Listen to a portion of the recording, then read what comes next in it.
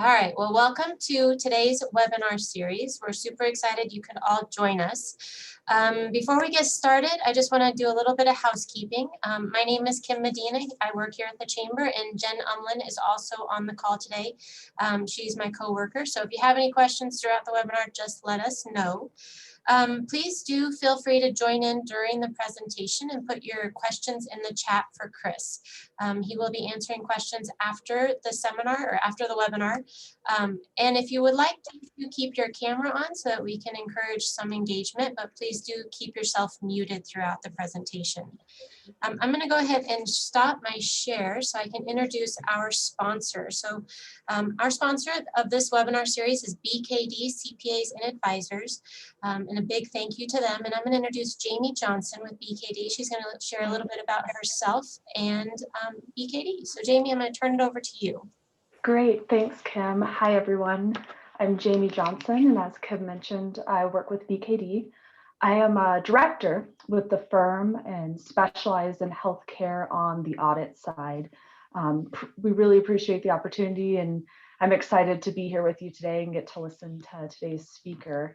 So as I mentioned, in healthcare, BKD, we work very closely with a lot of the state's mental health centers. So this really speaks a lot to me with the clients that I get to work with. And what they're seeing in the community, and as an employer, what we're seeing as well. A little bit about BKD, as Kim mentioned, we are a CPA and advisories firm. A lot of times when people hear CPAs, the first thing you think of is taxes. And while that is on everyone's mind right now with the upcoming tax deadline, our services go so much further beyond that too, including audit and consulting beyond just what you would typically expect. We do quite a bit in profit margin analysis, revenue cycle analysis. We have just an amazing team that does wealth advising and individual tax strategy and planning. So whether it's on the business and professional side or an individual side, we can serve all across the board. So thanks, Kim, for letting us join and letting me share a little bit about BKD. Wonderful, and thank you guys again for supporting us during this webinar series. So with that, we are going to turn it over.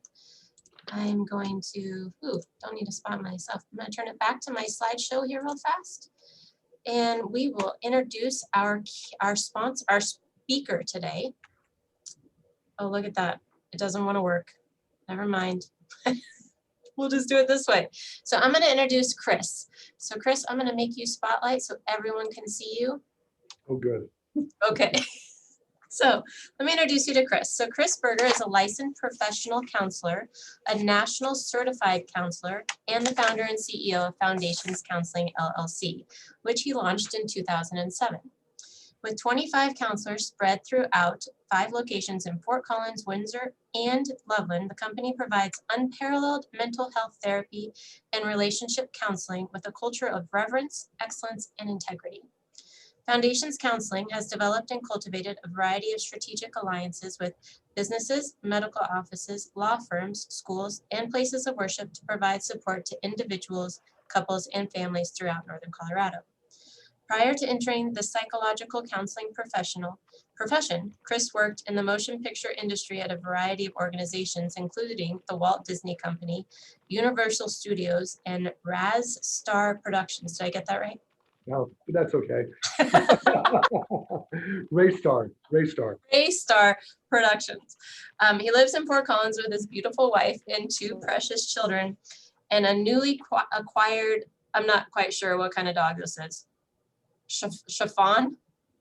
No. Cavachon. Oh, okay. Cavachon. Okay. Havishon puppy. So with that, I am going to turn it over to Chris, and we will get your presentation going here. Okay, well, thank you. First of all, thank you for the opportunity. And Kim and Jen are going to be controlling the slides from the Fort Collins Chamber. So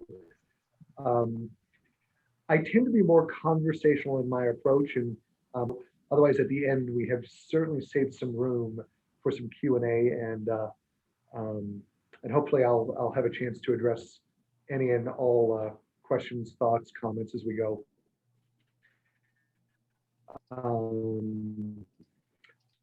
So let's go ahead and dive in and jump to the next slide, the first slide. Is it working? Do you go to the next slide, Kim or Jen? There we go. So here's an overview, just some kind of highlight bullet points as I go through these. We're going to talk about the facts behind emotions, facts about feelings, what the world, what society is experiencing that we're all experiencing together.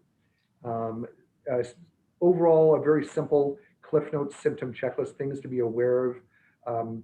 Ultimately, what we want to get to is the key elements of what are the resources for people, what do people need right now at this current time as we come out of the COVID world with vaccines, with us all entering summer, and how we can help people, how we can help our employees, our colleagues, our peers, and we'll have some time for questions and comments as we go ahead.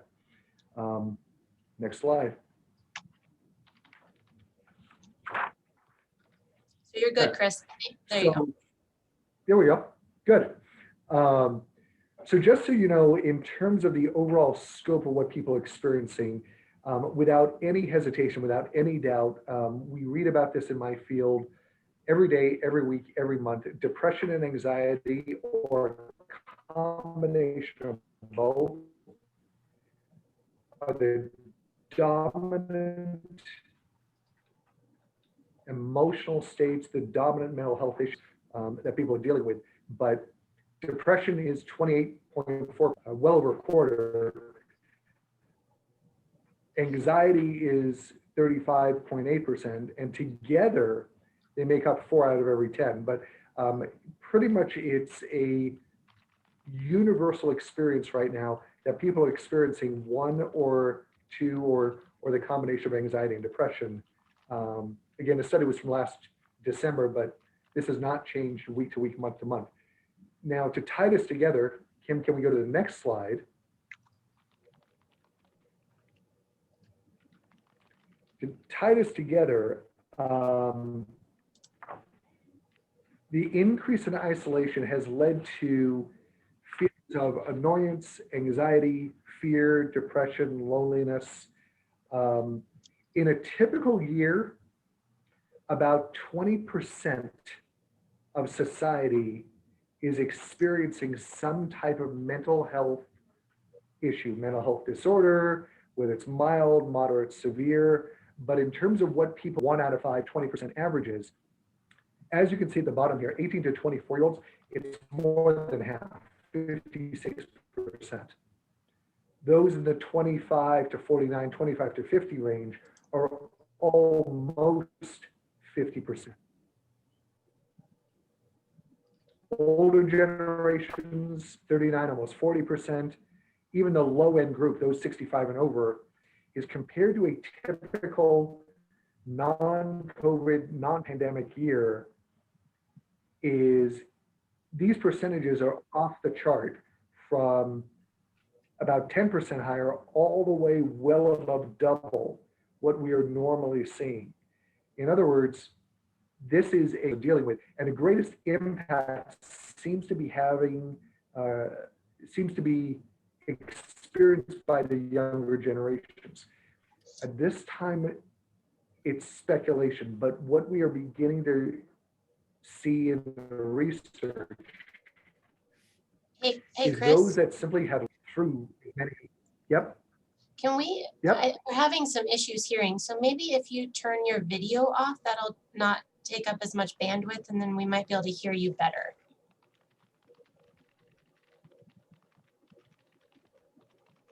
Sure. Okay. All right, let's try that. Sure. So what this is telling us in a nutshell is that those with less life experience, who have not been through the trials and tribulations and the heartaches and traumatic experiences that we all over a period of lifetime experience, those that have less resiliency factors are being hit hardest by what's been going on in the world.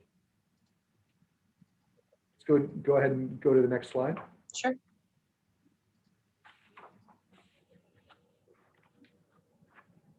Okay. So what the world, what society is experiencing, clearly on the left-hand side, we can, of these three categories, those on the lower end of household income are having more of a negative impact. Again, those who are on the higher end, the higher end of the socioeconomic sector, who have greater resources, are less impacted than those with lower resources.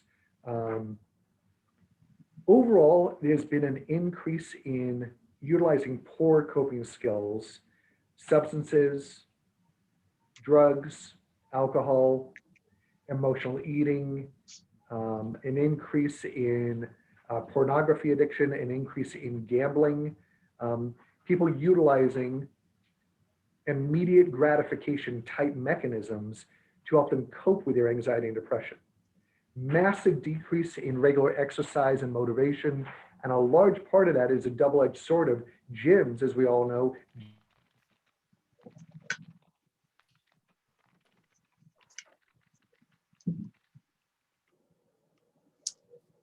Chris, I think we lost you.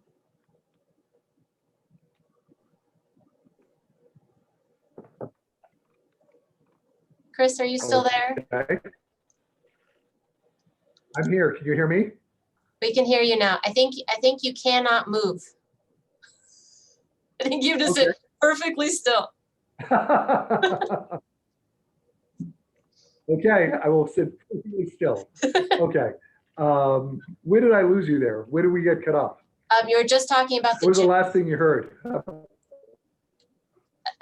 I think it was about the gyms being closed. So gyms closed down, so people's resources, people's resources for one of the dominant places they would exercise were taken out of the mix. In isolation, the loss of social connections, and we are social creatures, has really hurt people's ability to utilize one of their main coping skills. More responsibilities on the home front, balancing home, work and home in new ways, and just what seemed to be an increase in responsibilities, especially with children being pulled in and out of school in terms of in-person, virtual, hybrid.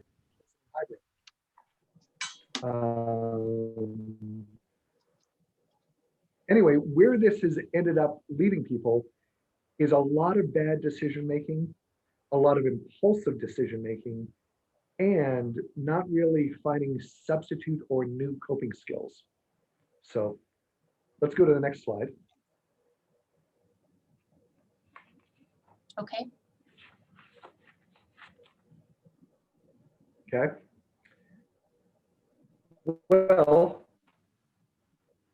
in terms of looking at this by race or ethnicity, again, all adults across the board, we're talking 42% dealing with an average year. Average year, 20%, all adults combined, 42%. And we can see the different race ethnicity breakdown in terms of how this has affected people with different backgrounds, along with socioeconomic factor. Race and ethnicity clearly in certain regions of the country has been playing a significant factor of how people have been impacted. Okay, let's go to the next slide. Okay.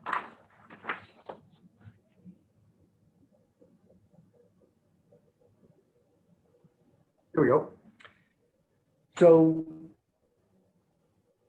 the four big areas I want to point out is what these things look like when they show up, because a lot of people overlook anxiety and they don't call worrying anxiety. They don't call irritability anxiety. They don't see how people's physiology changes in terms of breathing rapidly, or people getting flushed in the face, or being flushed in the face, or sort of that blood draining from their face. What it looks like in terms of, is it or is it not clinical anxiety? Paying attention to those things that are, quote, little anxiety underlying is far greater than people realize. Also, when it comes to depression, feelings of hopelessness, sadness, a lack of energy, trouble concentrating. Now, one thing I want to tie together for both anxiety and depression is it's a question of how long is this going on? We all have bad days. We all have days that during the day things are up and down, but is this becoming a chronic, ongoing 1 day, 2 day, 3 day, 1 week, 2 week, 3 week? How long is this sadness and hopelessness lasting? Again, one of the things we need from leaders and managers are those checking in moments, those more regular check-ins on how people are doing around these potential symptoms. Stress shows up in a multitude of ways, including muscle tension, headaches, exhaustion. Again, back to the lack of exercise. One of the great ways to burn off excess stress is exercise. Gyms are closed. People have not been engaged in a lot of social interactions.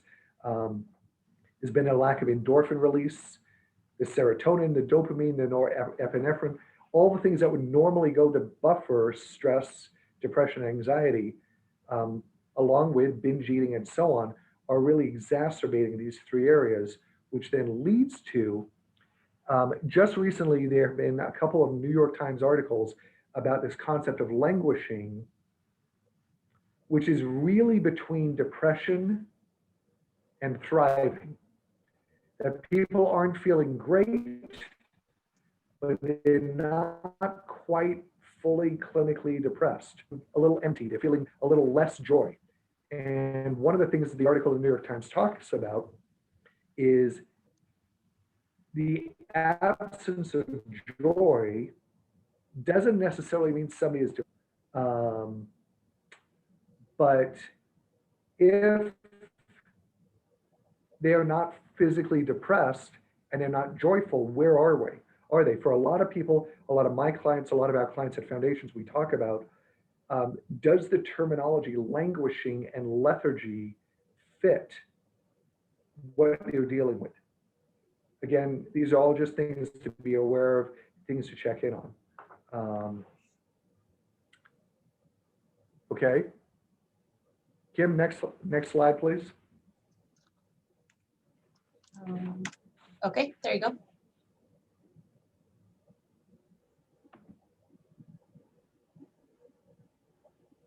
Sure. Oh.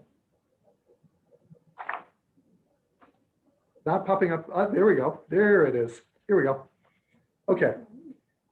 So in terms of resources, things to consider, this is a very short list. I could put together. One of the things we talk about is utilizing a concept known as motivational interviewing to help people identify what people's work goals are. And to oversimplify the concept, motivational interviewing is the idea of taking, again, this is a simplified version, taking the opposite stance. Rather than advocating for something, taking a look at what is the alternative. I'll look at and address and find and discover their goals, but maybe taking a stance of helping people look at what are they not interested in? What are the things that they might want to move away from, not just things they want to move towards. We also want to be discussing and normalizing emotions that people are feeling at home, at the workplace, in their offices. The more we can normalize to themselves without realizing how universal the experience is. Or demonstrate gratitude, team building activities, gratitude activities, things that really make a difference in a time like now when people are feeling isolated and people are feeling underappreciated or a lack of appreciation. Providing people with routines, check-ins, rituals, especially for those who are more and more isolated. Those who are isolated to a greater degree need more frequent check-ins. We have a tendency to take for granted those little hallway incursions, those little hallway interactions where, you know, in between appointments, in between meals, in between breaks, we tend to check in with each other in little 10, 20, even 30-second increments just to say, hey, how's your day? Hey, did you watch, I don't know, what did you watch on Netflix last night? Hey, did you see the mass social bonds tend to be missing for those who especially live alone. Also, for those that can afford it, especially, we've got to be sensitive to small businesses and what they can and cannot afford in terms of resources, but providing healthy snacks, whether it's trail mix available to help people regulate their regulate not only their emotions but their physiology as the day progresses. In addition, there's a number of studies showing giving people chunks of time, uninterrupted time, 2 hours, 3 hours, 4 hours, maybe once a week, maybe twice a week, those chunks where people can not only be more efficient, but can have a sense of 2, 3, 4 hour chunk. They actually were able to get something done and provide themselves with a sense of satisfaction. Okay, Kim, how are we doing? We're good, Chris. You're good. I just switched the slide.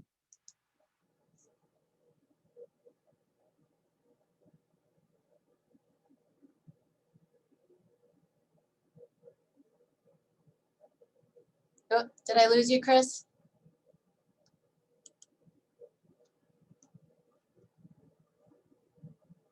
I think we might have lost Chris. Here we go. Oh, okay. Okay. Hi, can you hear me now? We can hear you now. Okay. Good job. Next slide. Okay, you're on resources for employers. Thank you. Mhm.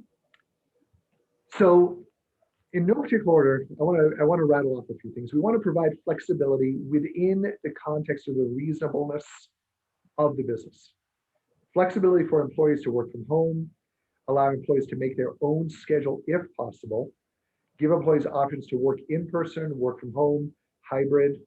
Certain organizations simply cannot do this. It's not possible. But those that can, it does make a difference. We also want to be creating small daily goals that employees can achieve to help increase motivation. It's one of those old cliches about when you're doing the laundry, you don't want to do the laundry. You want to wash the whites, wash the colors. You want to dry the whites, dry the colors. You want to fold the t-shirts, fold the socks. You want to put them more. You want to divide a particular project or a task like doing laundry into subcategories and make a little bit of a game out of it, because each one of those goals, as they're accomplished, gives a sense of motivation to keep going. We also want to allow people as much as possible to take breaks to increase their health and wellness. I can tell you on our end, doing day after day, hour after hour of Zoom counseling sessions, Zoom, Skype, and so on, was taking a considerable toll on our staff. Today, we're about 85, 90% back in person. A couple of things I want to add in here. Many of you are familiar with the works of Marcus Buckingham, First Break All the Rules, Now Discover Your Strengths, and The One Thing You Need to Know. In the book, First Break All the Rules, one of the things he talks about is the old adage, the old rule of manage everybody the same simply does not work. You have to manage and work with people individually. We all need individual attention and individual ways that we work best. And we need managers and leaders to address that individuality. The other thing that people really need is a sense of clarity. What are they doing? Why are they doing it? They need clarity on what the goals are. They need clarity on what the individual breakdown of those goals and milestones are. In the book, The One Thing You Need to Know, he really emphasized it. And in the book, The Advantage by Patrick Lencioni really emphasizes not only communicating clarity, but over communicating clarity. The more clarity that can be provided really helps with goals, motivation, and sensitivity to what people need so that they can be at their best. Let's go ahead and go to the next screen. Okay.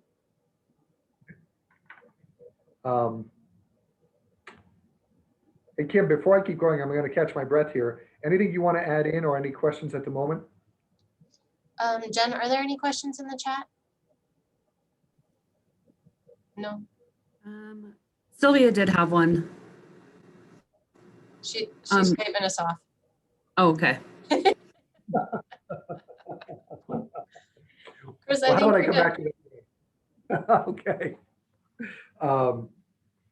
Okay, so if we look at a timeline of behavior from left to right in terms of what happens to individuals and what we need to do as leaders, as managers, as business owners, for us to work with and help people, we have to recognize behaviors and we have to help people engage and implement tools. So from left to right, an individual, an employee begins to make excuses for their lack of effort and performance, and they start engaging in self-sabotaging behavior.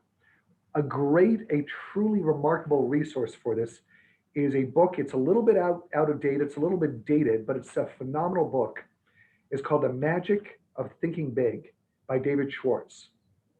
In The Magic of Thinking Big, Dr. David Schwartz talks about, and I'm not making this up, it's called excusitis. Excusitis is, quote, the failure disease. And there's a whole section in the book that talks about what happens. There's no intentionality behind this. There's no maliciousness. There's no negativity or toxicity. It's what happens to people over time when they unintentionally start self-sabotaging and understanding what excusitis is, and rather it being a top-down approach from a manager or a leader addressing it and attempting to motivate, nudge, cajole, sometimes giving somebody the book, The Magic of Thinking Big, and letting them read for themselves so it becomes a self-discovery process. In many cases, that can be an unlocking, a door that unlocks motivation for individuals. But for many people, that's where the beginning of self-sabotaging behavior it becomes that first domino in the chain, which then leads to, for some people, excessive worrying. An individual or an employee begins to doubt themselves. They begin asking for approval for every task, every project. They start checking in a whole lot more because of that doubt. And again, excessive worrying can be a sign or an indicator of underlying anxiety.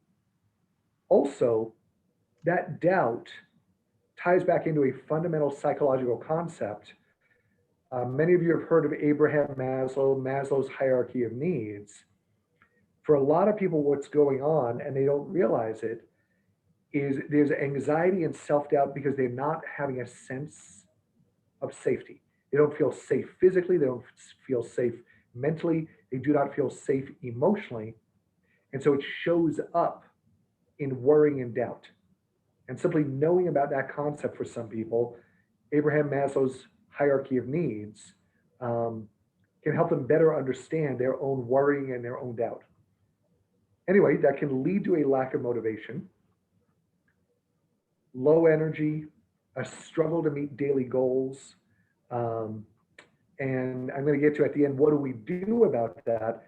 But when goals are really no longer being met by somebody who used to be very reliable, dependable, trustworthy, and the goals that used to be met are now beginning to fall by the wayside, or they get delayed, or there's procrastination, what we have to look at is chunking down those goals, making them smaller, making them more manageable, more bite-sized, if you will. Because if goals are not being reached, there's a lack of motivation as a result. So what do we do about this? We look at maintaining a routine. We want to help people by giving them guidance on specifying the when, the where, the how, in order to reach the goals. I'm going to come back to that in a moment.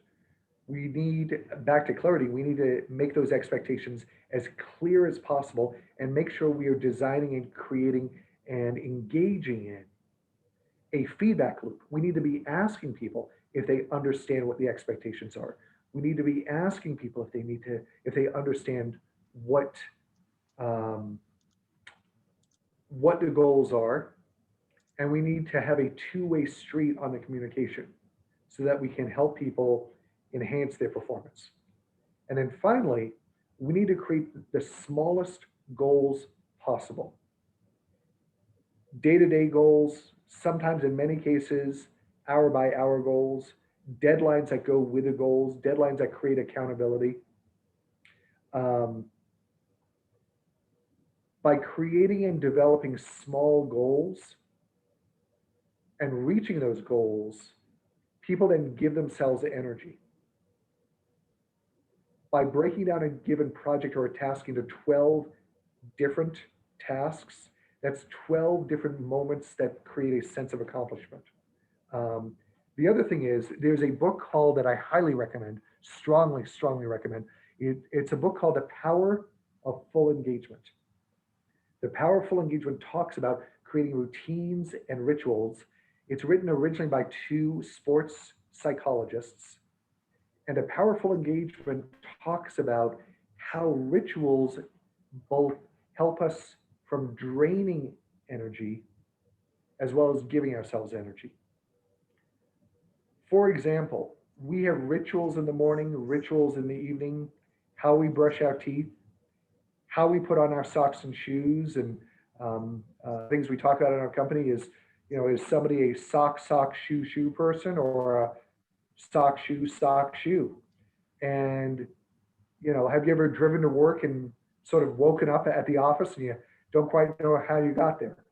We have built into our brain these rituals that allow us to operate on autopilot. If we did not have these rituals in our lives, we'd burn out of energy by 9:30 every morning.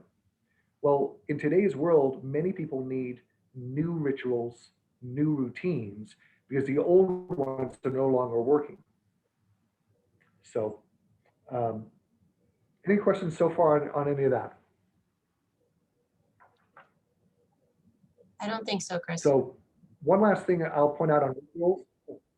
One thing I'll point out on rituals is they are a buffer or a shield or the armor from overwhelm. When we know how to do something and we know how to do it well and we know how to do it unconsciously, unconscious competence, they help us with getting through the day on the small things without utilizing brain power and emotional energy on the large things. So let's take a look at the next slide. Okay. Chris, what was the name of that book again? Yeah, you bet. The Power of Full Engagement. Okay. The Power of Full Engagement. Awesome. Thank you. And by the way, it's a great book, a sensational book, also on audio. For those that like the audio version or Audible books, it's read by the authors, and it's one of those books that holds up very, very well on audio as well as the written version. So to tie this together, some of the key takeaways are, number one, we've got to normalize the discussions around emotions and well-being. And we need to clarify and check in with people around the symptoms they are experiencing. We need to be utilizing self-care, physical exercise, even if it's just a walk around the block or a walk around the neighborhood. And whatever form of self-care we engage in has to be very individualistic, who have gotten through the pandemic by doing jigsaw puzzles. I also know plenty of people who can't stand doing jigsaw puzzles, but finding ways to cope has to be an individualized approach. And it's up to leaders and managers to elicit that and find out what people need. We need to incorporate team building, gratitude activities, team building activities, gratitude activities that fit the individual person. In the book, The 5 Love Languages by Gary Chapman, they talk about we've got to speak the language that people need to hear. And so what kind of gratitude makes a difference, not to the giver, but to the receiver? What kind of activities, team building, gratitude, and so on are going to make a difference, because we're all built differently. Again, we need to maintain a work routine, rituals, provide check-ins, a far greater number of check-ins. Again, we've got to speak people's language. We need to be sensitive. Some people, if you check in with them 2 or 3 times a day, it's not nearly enough. Other people, if you check in with them twice a week, you're micromanaging them. So we have to be sensitive to what people need on those check-ins. And then we need to create small day-to-day goals for people. One thing to point out, just a very obvious phenomenon, but it gets often overlooked, is hard to decrease the stress. Well, over the last year, for some people, that ability to decrease their stress, especially the chronic, ongoing, long-term stress, it has become an impossibility to find ways to decrease it. So therefore, the only alternative is to increase self-care activities. If we cannot decrease stress, we must increase our coping skills. And for a lot of people, they're still using the same old coping skills or the same quantity of self-care coping skills and quantity.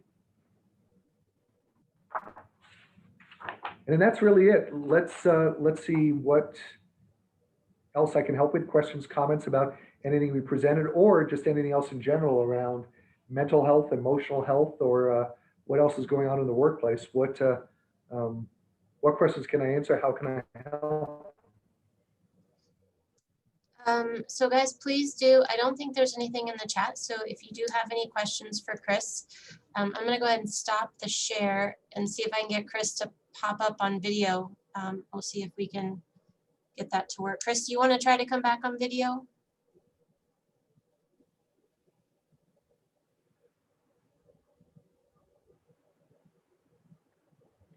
Okay, how's that? We don't see you yet. Maybe not, Chris. Maybe we'll just have to stick with hearing your voice. Oh, there he is. There he is. Okay. Okay. Okay. So what questions do you guys have for Chris? And please feel free to unmute yourself and just talk to the group.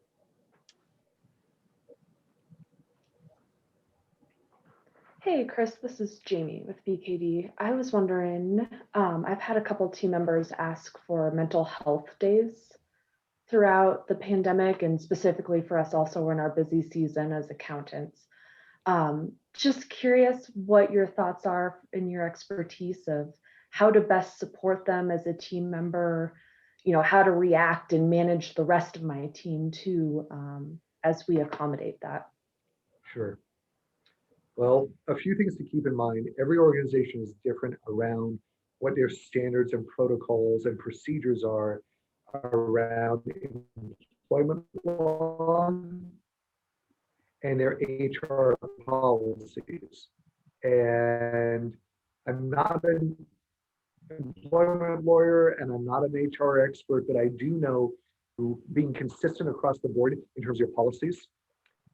And I also know you have to be very sensitive to what could become setting a precedent for the organization, both short-term and long-term.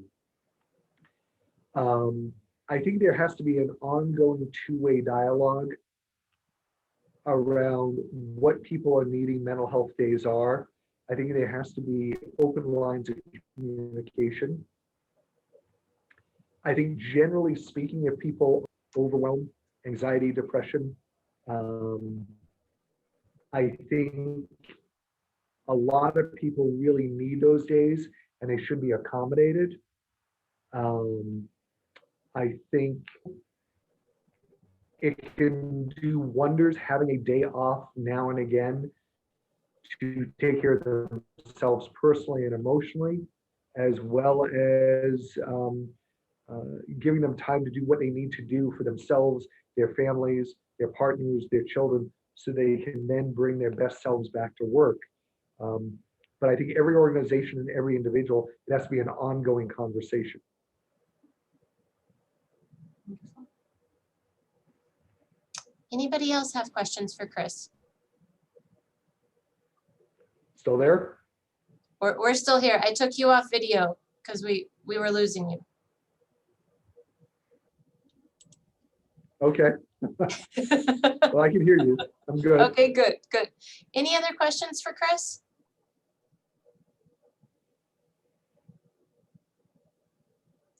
Okay. Chris, is there anything you'd like to share with the rest of the attendees?